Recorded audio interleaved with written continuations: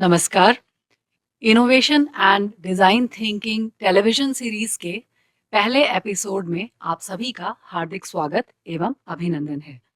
मैं कामाक्षा मिश्रा, SCERT उत्तराखंड से हूँ और आज मेरे साथ यहाँ स्टूडियो में मौजूद हैं आदरणीय JP डोभाल सर। आप अध्यापक हैं और राजकीय इंटर कॉलेज उप्पू, टिहरी गरेवाल में कार्यरत हैं। आज विशेषज्ञ के तौर पर हमारे बीच में हैं नवम फाउंडेशन से श्री श्रवण जी। आपने छात्रों और शिक्षकों के साथ डिज़ाइन थिंकिंग एंड इनोवेशन के क्षेत्र में बहुत कार्य किया है। आज के इस एपिसोड में हम समझेंगे कि डिज़ाइन थिंकिंग क्या है, इसकी अवधारणा क्या है और इसके अनुप्रयोग किस प्रकार किए जा सकते हैं। तो बिना किसी देरी के आइए हम आज की चर्चा प्रारंभ करते हैं। तो श्रवण जी, आज मेरा पहला प्रश्न आपसे है कि सर, ये डिज़ाइन थिंकिंग क्या है? Thank you madam. तो हम इसको एक छोटा-सा कहानी के द्वारा सीखते हैं। अगर आप अभी प्रेज़ेंटेशन देखेंगे, पहला स्लाइड जो है मैडम इस प्रेज़ेंटेशन में अगर आप ये पहला स्लाइड देखेंगे, तो डिज़ाइन थिंकिंग का मतलब सब लोग समझते हैं कि ये किसी इंजीनियर्स करना है या किसी साइंटिस्ट के लिए है, ये किसी एमएनसीज़ के लिए है। लेकिन जनरली हम इसको 2 अलग-अलग भागों में डिवाइड करते हैं कि एक design thinking approach process for growth and industrial और कमर्शियल पर्पसेस। लेकिन उससे ज़्यादा स्कूल बच्चों के लिए और हम सब लोगों के लिए, एजुकेटर्स के लिए डिज़ाइन थिंकिंग इस एक कहानी के द्वारा हम सीखते हैं। जैसे आप सब लोग देख रहे हैं स्क्रीन पे, एक छोटा-सा पंछी है, बर्ड। तो इस जो बर्ड है, इसका एग्स ये साँप खा रहे हैं। फिर अभी मुझे एक सवाल आया है। मैंने इस बर्ड से पूछा कि आपका एक्स जो साँप खा रहा है, तो आप इसको कैसे सॉल्व करोगे? तो उनके पास ऑप्शंस है कि वो एक बड़ा-सा इंस्पायर प्रोग्राम में, नहीं तो एक बड़ा-सा हैकाथॉन में पार्टिसिपेट करके, विन करके, सर्टिफ़िकेट लेके आके उसको सॉल्व करना है, या उसके पास जो भी क्रिएटिव सॉल्यूशंस है, वो यूज़ करके सॉल्व करना है, राइट? तो ये जो सिर्फ बच्चे या टीचर्स, एजुकेटर्स जो है, हम इसको एक प्रोग्राम में डिज़ाइन थिंकिंग यूज़ कर रहे हैं, इसलिए कंपटीशन के द्वारा, एक प्रोग्राम के द्वारा हम यूज़ करते हैं। लेकिन इस डिज़ाइन थिंकिंग जो है, ये सिर्फ ह्यूमन बीइंग्स के लिए नहीं, ये सबके लिए है। इसलिए ये कहा जाता है कि डिज़ाइन थिंकिंग एक जीने का ढंग है, मतलब जीवन शैली है, राइट? तो बर्ड्स यूज़ कर रहे हैं, एनिमल्स यूज़ कर रहे हैं, हम यूज़ कर रहे हैं। कुछ लोग इसको कॉन्शियसली यूज़ करते हैं कि शब्दावली यूज़ करते हैं, अप्रोचेस, स्ट्रैटेजीज़ यूज़ करते हैं। कुछ लोग इसको बिना ये शब्द, बिना ये अप्रोच पता ही नहीं रहता है, फिर भी यूज़ करके अच्छे-अच्छे प्रॉब्लम सॉल्व करते हैं। तो मेरा हिसाब से ये डिज़ाइन थिंकिंग का मतलब जीवन का एक शैली है, राइट? और ये प्रोग्राम के द्वारा सीखने का ये क्यों आ गया ऐसा? तो एक छोटा-सा चीज़ बताता हूँ मैं। हम सब बचपन में बहुत खुशी रहते थे। अगर कोई हमें रुलाना है, तो जानबूझकर रुलाते थे। लेकिन आजकल का सिचुएशन देखिए, हम सब आजकल बहुत दुःख रहते हैं, राइट? अगर कोई हँसाना है, तो कुछ कॉमेडी बताना है या कॉमेडी शोज़ देखना है। मतलब जो बचपन में हमारे बर्थ राइट है हैप्पीनेस, वो लूज़ हो गया है।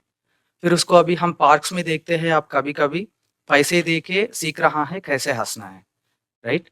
तो सिचुएशन देखिए, जो पैदा होते ही हमारे साथ आया है, राइट, बर्थ राइट हैप्पीनेस, वो अभी पैसा दे के सीख रहा है।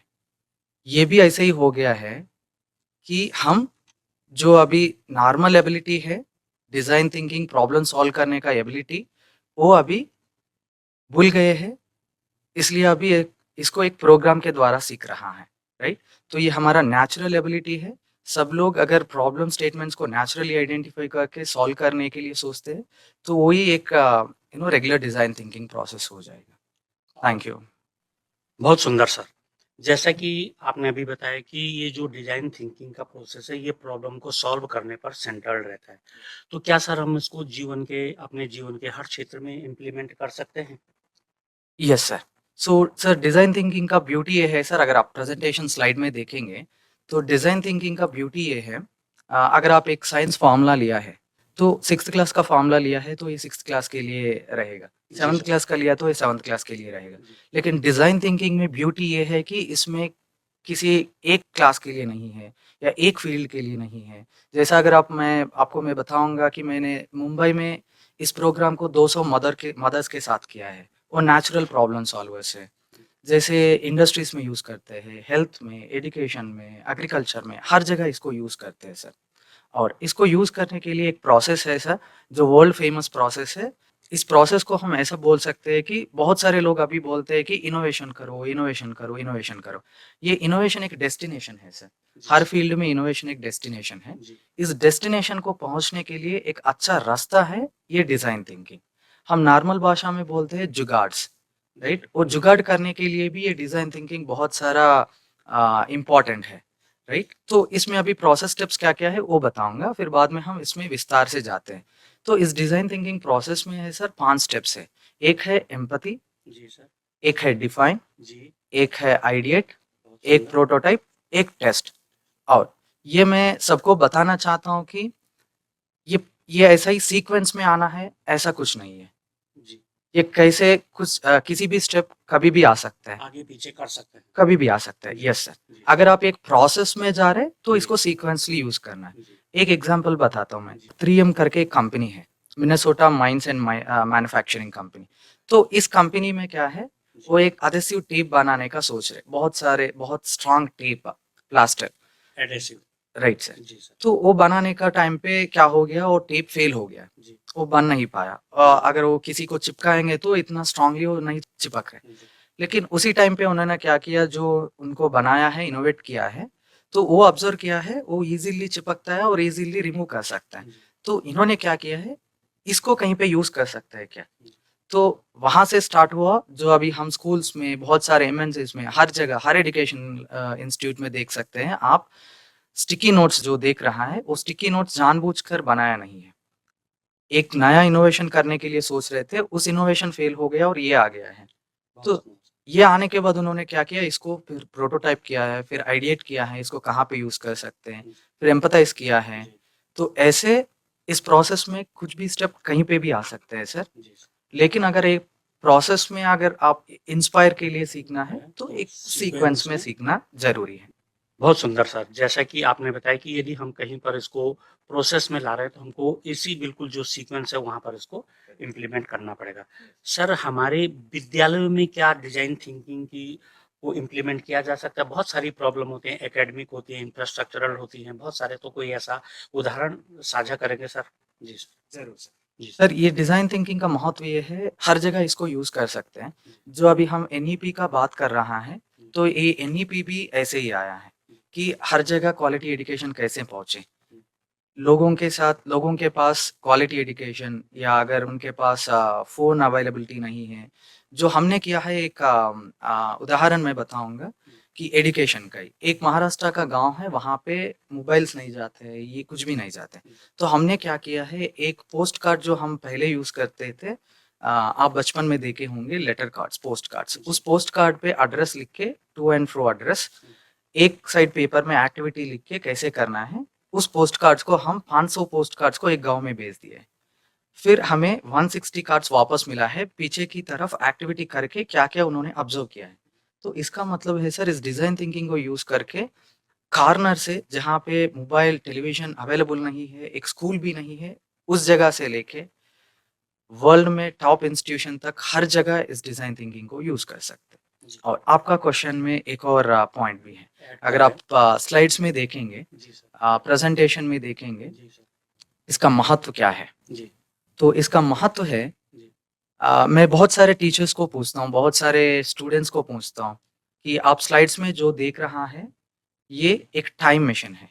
तो इस टाइम मशीन को मैं किसी को देके उनको पूछता हूँ जी। कि आपके पास ये टाइम मशीन है, आप इसको यूज़ करके फ्यूचर में जा सकते हैं या पास्ट में जा सकते हैं, लेकिन मुझे 2 मिनट के बाद वापस आके बोलना है कि आप कहाँ पे गए और किस पीरियड में क्यों गए हैं। तो कुछ लोगों ने मुझे आंसर दिया है कि एक टीचर ने बोला, मेरा बचपन में मुझे अच्छा टीचर रहते थे, मैं उनसे मिलने जाना है। और एक ने बोला, मैं श्री कृष्ण देव राय का टाइम पे जाना है, वहाँ पे डायमंड्स रोड रोड पे डाल के बेचते थे। और एक ने बोला, मैं फ्यूचर में जाऊँगा और 20 इयर्स के बाद टेक्नोलॉजी कैसा है वो देख के आऊँगा। लेकिन इसमें एक चीज़ है सर, अगर आपके पास इस टाइम मशीन है, तो बहुत कम लोग, मतलब 0.001% लोग बोला है कि मैं 2019 दिसंबर उस टाइम पे जाके कोरोना को रोक सकता हूँ, राइट? तो इतना पावरफुल टाइम मशीन है, अगर ये किसी को दे देंगे, तो बोलते हैं कि मैं हमारा बचपन में जाएँगे या टेक्नोलॉजी देख के आएँगे, मतलब खुद के बारे में सोचना शुरू किया है। लेकिन ये डिज़ाइन थिंकिंग का ब्यूटी है, ये जिसके अंदर, जिसके दिल में रहता है, वो खुद के बारे में सोचना बंद करता है और बाकी लोगों के बारे में सोचना शुरू करता है। तो इसका महत्व ये है सर। सर, अभी आपने डिज़ाइन थिंकिंग के महत्व की बात की, तो ये ऐसा प्रतीत होता है जैसे डिज़ाइन थिंकिंग तो हम सबके जीवन में पहले से ही है और हम किसी न किसी तरीके से समस्या समाधान के लिए डिज़ाइन थिंकिंग का उपयोग भी कर रहे हैं। तो यहाँ पर मैं आपसे पूछना चाहूँगी कि छात्रों और शिक्षकों के लिए कैसे ये इतना महत्वपूर्ण है? Yes madam. तो ये स्टूडेंट्स और टीचर्स के लिए वेरी इंपॉर्टेंट है, क्योंकि अगर आजकल देखेंगे तो हर जगह सुनाई दे रहे हैं कि 21st century classrooms, 21st century education. तो ये 21st सेंचुरी एजुकेशन का क्या मतलब होता है? मतलब 21st सेंचुरी का कुछ स्किल्स है, जहाँ पे अगर आप शेयर मार्केट देखेंगे तो उसमें सुनाई देता है कि इस प्रोडक्ट का शेयर वैल्यू ज़्यादा है। तो ऐसे ही एक क्लासरूम में बच्चों का आंसर्स या आवाज़ ज़्यादा आना चाहिए। 90% response from students, 10% from teachers. तो ये एक सक्सेस क्लासरूम होगा। ये ऐसे ही बहुत सारे क्लासेस में, स्कूल्स में क्या होता है, बच्चे बहुत सारे प्रॉब्लम्स लेके आते हैं। मैडम ये प्रॉब्लम है, वो प्रॉब्लम है। लेकिन ये डिज़ाइन थिंकिंग जब से शुरू होता है, किस स्कूल में शुरू होता है, सो उस स्कूल में बच्चे प्रॉब्लम्स के साथ-साथ सॉल्यूशंस भी लेके आ रहे हैं। मैंने देखा है एक स्कूल में एक बच्चा आया है, "सर अभी हमारा स्कूल में 200 लोग हैं।" वो मिड डे मील्स का टाइम था। मिड डे मील्स खा लिया है और एक टैप है प्लेट वॉश करने का। तो उन्होंने जाके एक प्लेट वॉश किया है, उसके लिए 30 सेकंड्स या 40 सेकंड्स लिया है और 200 बच्चे लाइन में हैं। तो ये सब कब प्लेट्स क्लीन करेंगे? तो एक बच्चे को आया है एक सॉल्यूशन। उन्होंने क्या किया है, जो इलेक्ट्रिसिटी में पैरेलल कनेक्शन बोलते हैं हम, एक ही टैप को एक प्लास्टिक पीवीसी पाइप लगाया है, उसको 10 टैप्स लगाया है। एक ही टैप से जो पानी आता है, फिर 10 लोग एक ही बार क्लीन कर सकते हैं। तो ऐसे क्या होता है, इस डिज़ाइन थिंकिंग जब से स्कूल्स में इंट्रोड्यूस किया जाता है, तब से बच्चों का दिमाग और बच्चों का सोच इसी रास्ते में जाते हैं। प्रॉब्लम ढूँढते हैं और उसको सॉल्यूशन भी लेके आते हैं। अगर हम एक स्लाइड पे देखेंगे, तो अगर आप यहाँ पे देखेंगे, बच्चों के लिए और स्टूडेंट्स के लिए ये क्यों इम्पोर्टेंट है? सर, इधर 21st सेंचुरी स्किल्स ये है सर, आप एजुकेशन से लेके आप कुछ भी बड़ा कंपनी में जाइए और कहाँ कहीं पे भी जाइए वर्ल्ड में, 21st सेंचुरी स्किल्स अभी मैंडेट हो गया। मतलब इसमें प्रॉब्लम सॉल्विंग एबिलिटी है, क्रिटिकल थिंकिंग है। अगर एक कंपनी है सर, एक एक उदाहरण दे दूँगा, एक कंपनी है, वो कंपनी एक स्किल्ड पर्सन को लेगा या कुछ भी पता नहीं है उसको लेके फिर ट्रेन करेगा, स्किल्ड पर्सन को लेगा।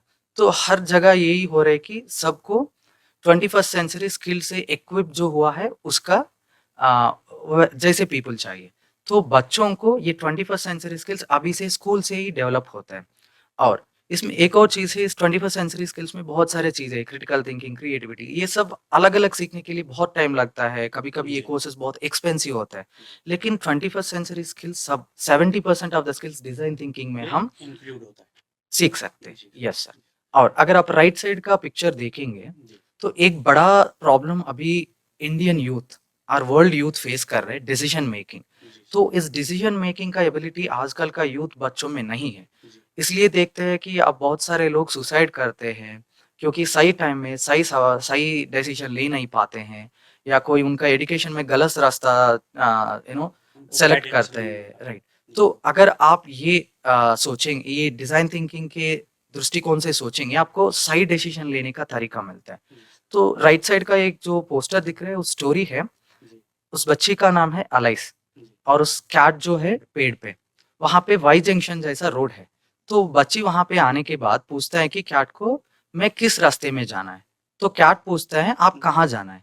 तो इस बच्ची पूछते है, ये इम्पोर्टेंट नहीं है कि मैं कहाँ पे जाना है। तो कैट बोलते हैं कि तो ये भी इम्पोर्टेंट नहीं है कि आप किस रास्ते में जाना है, राइट? अगर आपको पता नहीं है कि आप कहाँ पे जाना है, तो ये भी इम्पोर्टेंट नहीं है कि आप किस रास्ते में जाना है। तो इतना डिसीजन पावर इतना थिन लेयर पे डिसाइड रहता है सर। जी। इस डिज़ाइन थिंकिंग में बच्चों को इतना बड़ा एबिलिटी देता है सीखने के लिए। इसलिए टीचर्स और स्टूडेंट्स को design thinking very, very important madam. Thank you sir. हम ये जान पाए कि डिज़ाइन थिंकिंग क्यों इतनी महत्वपूर्ण है हमारे बच्चों के लिए और साथ ही साथ हमारे टीचर्स के लिए भी। और जैसा आपने पहले भी कहा कि असल में ये जीवन जीने का एक ढंग है और समस्या को समाधान की तरफ ले जाने का एक तरीका। तो इसी क्रम में सर अभी कुछ समय पहले स्लाइड में आपने कुछ चरणों की बात की थी, इसके कुछ स्टेप्स आपने सर बताए थे, तो प्लीज़ इसको थोड़ा-सा डिटेल में हम समझना चाहेंगे सर। तो इसको थोड़ा-सा डिटेल में बताइएगा। उससे अंदर जाने से पहले मैं एक और मेरा लाइफ का एग्जाम्पल बताता हूँ। जैसे आप स्लाइड पे देख रहे हो, लेफ्ट साइड का एक फ़ोटो है, एक शहर का एक स्लम एरिया है। जैसे दोबल सर ने पूछ रहे थे, आपका लाइफ में कुछ ऐसा जी, एग्ज़ाम्पल्स है जी क्या? सर, जी सर। तो राइट साइड का फ़ोटो है, हॉस्पिटल का नाम बताऊँगा, लेकिन ये एक हॉस्पिटल का अंदर का सीन है। तो कोरोना का टाइम पे ये हुआ है सर मैडम, रात में 12 बजे आके कोई डोर बेल कर रहे। तो मैंने डोर ओपन किया, एक मुस्लिम वुमन उनका बच्चे के साथ आया है, बच्चा के साथ, इमरान। तो उनको फिट्स आया है, वो बहुत फिट्स, वॉमिट कर रहा है, उधर-इधर हिल रहा है, इस माँ ने रो रहा है, उसका हस्बैंड टेक्सटाइल इंडस्ट्री एम्प्लॉयी है, वो कहीं दूर पे है। तो इनको हम लेके, जहाँ पे मैं रहता हूँ हैदराबाद में, वहाँ से लेके 7 हॉस्पिटल्स हम गए हैं। लेकिन 7 हॉस्पिटल्स में कोरोना के टाइम पे कोई इनको एडमिट नहीं किया। नहीं, एक हॉस्पिटल में गया है, अंदर मैंने ये सिचुएशन देखा है, देखने के बाद जो बच्चा मेरा कंधों पे हिल रहा है, वॉमिट कर रहा है, मैं वो भूल ही गया, क्योंकि ये उससे ज़्यादा पेनफुल है। पेनफुल। जी, क्योंकि आप फ़ोटो में देखेंगे, तो जो हमारा पाँव हैंड रहता है, उतना ज़्यादा छोटा बच्चे हैं। उनको सलाइन चढ़ाया जा रहा है, ब्लड इंजेक्ट कर रहे हैं, मेडिसिन नहीं है और माँ रो रहा है। रोके-रोके उनका जो आँसू निकलता है आँखों से, उनका लाइन, व्हाइट लाइन वहाँ पे आ गया है उनका चेहरे पे, और डॉक्टर का पैर पकड़ रहे हैं। बेड्स नहीं है, वॉशरूम के पास सो रहा है। हुँ, तो इतना सीन देखने के बाद जो बच्चा मेरा कंधे पे है, उनको भूल ही गया मैं, क्योंकि ये मेरा दिल तोड़ दिया है उसी दिन, उसी वक़्त। तो मुझे ये सीन देखने के बाद कुछ चीज़ें माइंड में आया है। जी, एक चीज़ है, हम उनके लिए डॉक्टर्स डिप्लॉय कर सकते हैं, लेकिन ये मेरा हाथ में नहीं है। एक चीज़ है, हम इसके लिए मेडिसिन भेज सकते हैं, वो भी मेरा हाथ में नहीं है। लेकिन आप वहाँ पे देखेंगे, हर बच्चे के बेड नहीं मिल रहे। ये सब छोटे बच्चे हैं, उनके लिए बड़ा बेड बहुत ज़्यादा हो जाएगा। क्या अगर हम ड्रोन्स रहते हैं, हर ड्रोन का 4 प्रोफाइलर्स रहते हैं, जी, तो ऐसे ही एक बेड पे 4 कॉर्नर्स पे 4 छोटा बेड्स बनाएँ। तो ये 4 छोटा बेड्स पे 4 पेशेंट्स रहेंगे, बीच में मेडिकल इक्विपमेंट रहेगा। जी, इसका मतलब है, एक जगह पे डॉक्टर आता है, 4 पेशेंट्स को अकोमोडेट कर सकता है। कोरोना का टाइम पे बहुत सारे हॉस्पिटल्स, गवर्नमेंट्स ये इम्प्लीमेंट किया है कि 100 बेड्स हॉस्पिटल। अगर आप ये आइडिया इम्प्लीमेंट करेंगे, 100 बेड्स हॉस्पिटल का जगह में 400 बेड्स हॉस्पिटल बनेगा, बच्चों के बच्चों के लिए। लिए। जी, और इसमें एक रिस्क फैक्टर है सर, जो ईज़िली डिसीज़ेज़ जो स्प्रेड होता है, हुँ, उसके लिए ये बेड सजेस्टेबल नहीं है। जो वॉन्स होता है, या जलता है, या किसी और वॉमिट्स होते हैं, या फीवर्स होता है, तो उसके लिए ओके है। अगर इस बेड्स हम जो इन्फेक्शियस डिसीज़ेज़ डिजीज़ेज़ वालों को नहीं दे नहीं पाएँगे। होते, सो ये बेड्स हम इम्प्लीमेंट कर सकते हैं। तो देखिए सर, अगर आप इस दृष्टिकोण से देखेंगे, आप जहीं पे भी जाइए, कहीं पे भी जाइए, आपको वहाँ पे प्रॉब्लम सॉल्यूशंस दिखता ही रहता है। राइट? बहुत सुंदर सर। इसी क्रम में बहुत सुंदर सर। इसी क्रम में मैं अपना एक स्कूल का एक्सपीरियंस बच्चों का जो प्रॉब्लम थी वो आपके साथ साझा करना चाहता हूँ, सब लोगों के साथ साझा करना चाहता हूँ। दरअसल हमारे स्कूलों में आज भी जो सीटिंग अरेंजमेंट आता है वो ट्रेडिशनल रूप से लगा हुआ रहता है। एक आगे फिर पीछे, फिर पीछे, फिर पीछे। बच्चे एक तो बच्चों को प्रॉब्लम होती है कि वो शायद ब्लैक बोर्ड को अगला वाला बच्चा अगर लंबाई में ऊंचा ज़्यादा है तो वो नहीं देख पाते हैं, तो एक बड़ी प्रॉब्लम थी। तो फिर बच्चों ने ही अपने आप एक डिज़ाइन किया कि सर ऐसे में प्रॉब्लम होती है तो हम क्यों ना इस पूरे ट्रेडिशनल डिज़ाइन जो सीटिंग अरेंजमेंट है इसको हम यू शेप में बदल दें। तो हमने भी यस कर दिया, ठीक है, बच्चों की उनको एक प्रॉब्लम हो रही थी, उसको सॉल्व वो कर रहे थे। लेकिन सर इसका सबसे बड़ा फ़ायदा मैंने ये देखा और सभी टीचर्स ने महसूस किया कि यहाँ पर एक जो बैक बेंचर वाला जो शब्द है, वो हमारे रूम से हट गया था। सबसे पहले तो ये हुआ। दूसरा, जब हम ट्रेडिशनल क्लासरूम में जब हम बच्चों के पास जाते थे नोटबुक चेक करने या उनका कुछ भी उनको बताने के लिए, समझाने के लिए, तो वहाँ पर हम लोगों को भी प्रॉब्लम होती थी क्योंकि 2 बेंचेस के बीच में इतना स्पेस नहीं होता था कि टीचर पीछे तक जाए। लेकिन जैसे ही बच्चों ने उसको यू शेप में डिज़ाइन किया है, तो क्लासरूम में स्पेस भी बढ़ गया है और उनकी प्रॉब्लम जो दिखने वाली थी बोर्ड को, वो भी सॉल्व हो गई है। और हम लोग जो बीच में कभी जब बीच में जाते हैं, तो हमारे कपड़े भी, स्पेशली मैडम लोगों को भी बड़ी प्रॉब्लम होती है साड़ी वगैरह में जाने में, तो ये सारी प्रॉब्लम सॉल्व हो गई हैं। तो मुझे लगता है कि डिजाइन थिंकिंग सबके अंदर होती है, बट उसको केवल आगे लाने के लिए हमको थोड़ा काम करना पड़ेगा। बहुत सुंदर sir, very good. Thank you sir. कुछ है, अभी हम इस डिजाइन थिंकिंग का जो प्रोसेस स्टेप्स है उसका विस्तार रूप में जाएंगे एक एक स्टेप, और एक एक स्टेप का अगले एपिसोड्स में इसका स्ट्रैटेजीज एक्टिविटीज सब टीचर्स के लिए क्या करना है स्कूल्स में, वो एक्टिविटीज नेक्स्ट एपिसोड्स में आएंगे। लेकिन इस एपिसोड्स में हम क्या क्या प्रोसेस स्टेप्स है उस प्रोसेस स्टेप्स को देखेंगे। तो अगर आप पहले प्रोसेस स्टेप को देखेंगे, स्लाइड पे जो दिख रहा है आपको, इस पहला स्टेप है एम्पैथी। तो एम्पैथी क्यों आया है, तो मैं एक एग्जांपल बताऊंगा आप सबको। एम्पैथी इसलिए वेरी इंपॉर्टेंट है, आजकल का यूथ में या आजकल का लोगों में ये एम्पैथी बहुत कम होते जा रहा है। मतलब किसी को कुछ घायल हुआ तो हम बोलते हैं कि अच्छा घायल हो गया, तो इसको कहते हैं सिंपैथी। लेकिन उस घायल का या उस वाउंड का पेन, आप दर्द आप महसूस कर सकते हैं, बहुत सुंदर। तो उसको कहते हैं एम्पैथी। एक एग्जांपल है, जैसे कोरोना में मेरा एक टीम में एक बंदा को कोरोना आया है, तो उसका फादर को और मदर को दोनों को कोरोना आया है, जी सर।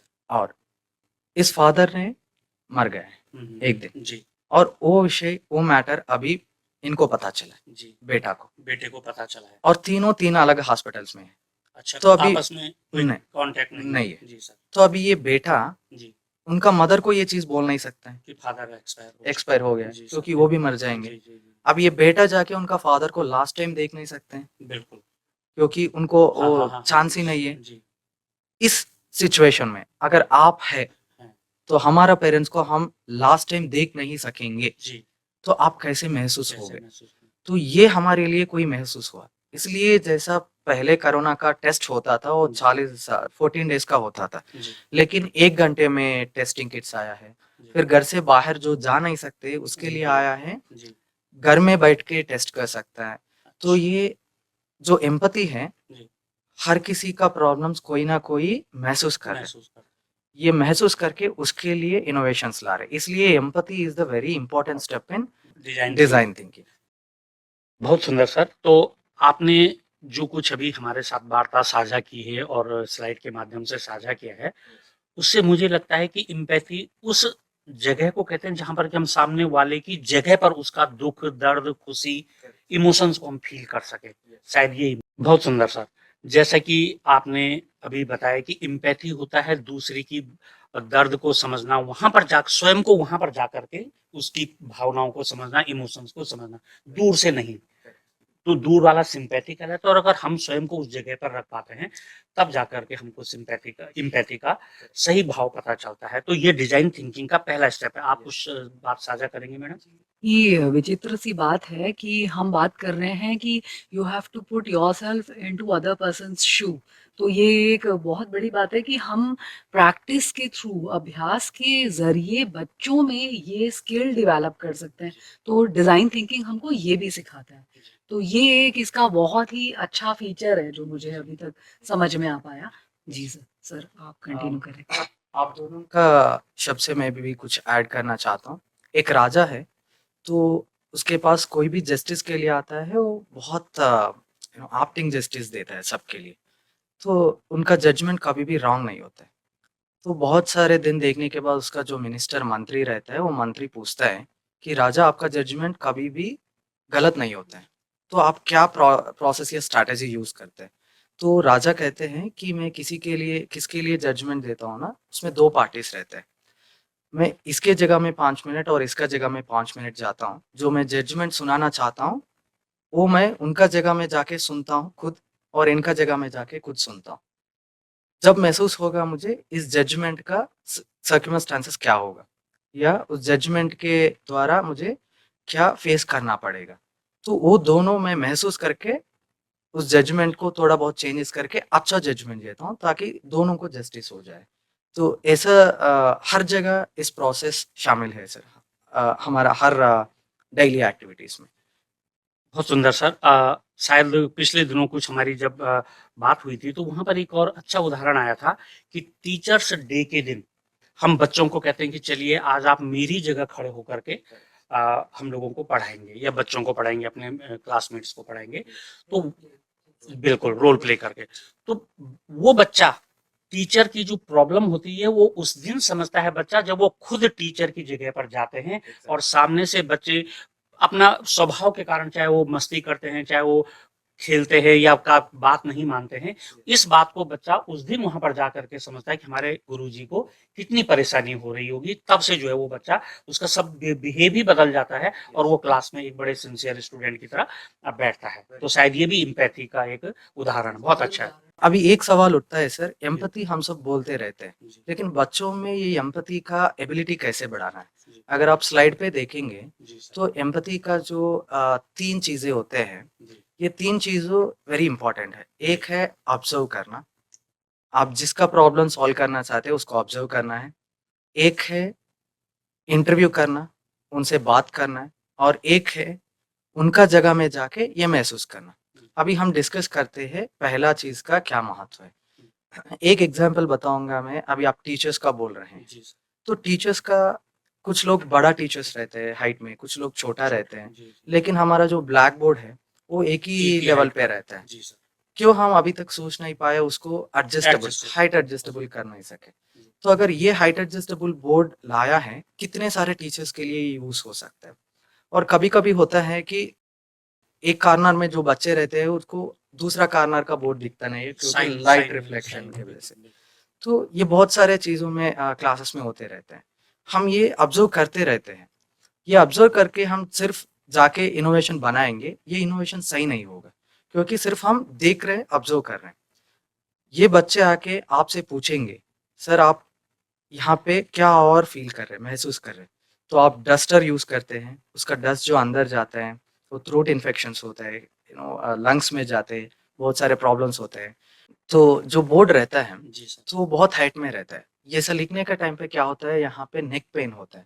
तो ये जो बोन्स के बीच में टिश्यू होता है वो थोड़ा वो डिक्रीज होते आता है।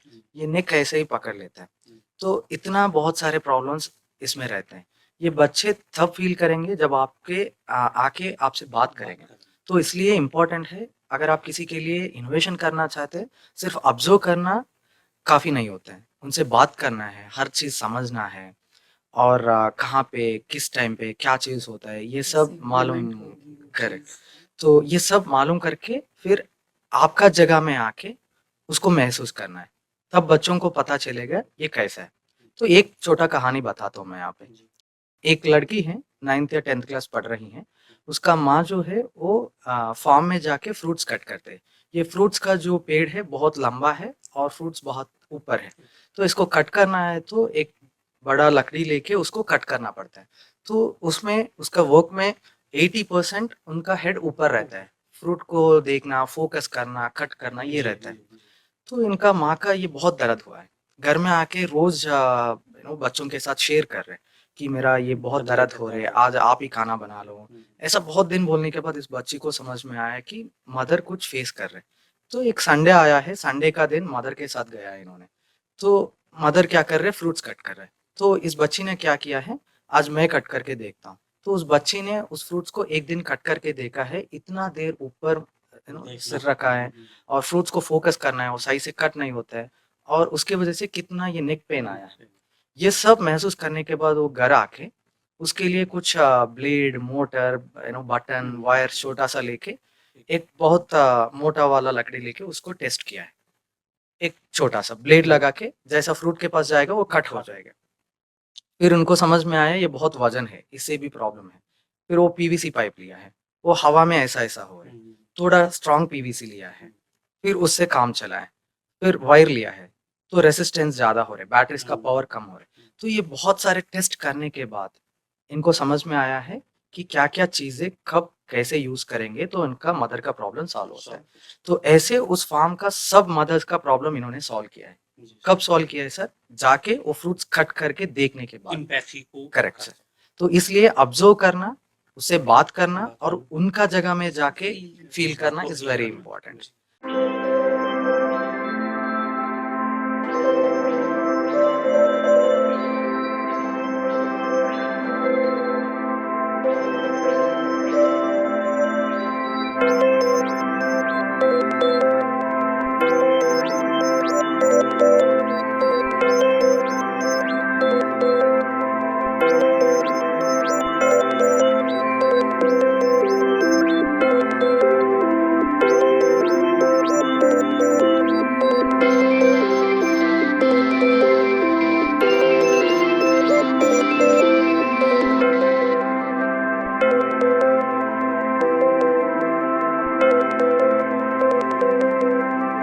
Thank